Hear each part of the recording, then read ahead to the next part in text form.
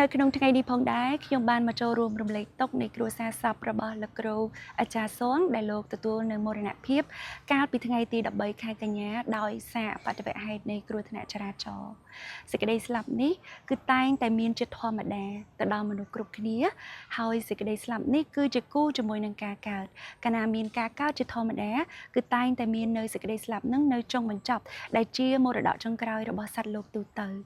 ដូច្នេះហើយបានជាខ្ញុំជ្រះថ្លាជាមួយនឹងគាថារបស់ព្រះអង្គដែលព្រះអង្គបានបង្រៀនទៅដល់បរិស័ទរបស់ព្រះអង្គថាកាលណាដែលយើងនៅមានជីវិតនេះក៏បីរុះរាន់នៅក្នុងការធ្វើសេចក្តីល្អគួរបង្រៀនចិត្តនេះវាចាកបាបប្រសិនបើយើងធ្វើបុណ្យយឺតយូរចិត្តរបស់យើងនេះគឺតែងតែរមែងត្រេកអរនៅក្នុងបាប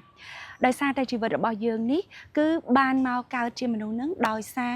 ដោយកម្រមែនតែនហើយក្រហើយមានប្រមាណតិចទៀតដូច្នេះហើយយើងគប្បីនៅក្នុងការរុះរាន់តាន់ដែលយើងមានជីវិតនៅក្នុងការធ្វើសេចក្តីល្អហើយជាចុងក្រោយខ្ញុំក៏សូមប្រម៉ែប្រមូលបុណ្យដែលខ្ញុំបានបំពេញជានិច្ចកាលឧទ្ទិសជូនទៅដល់លោកគ្រូអាចារ្យសូមលោកគ្រូបានទៅកាន់ទីស្ងប់សុខ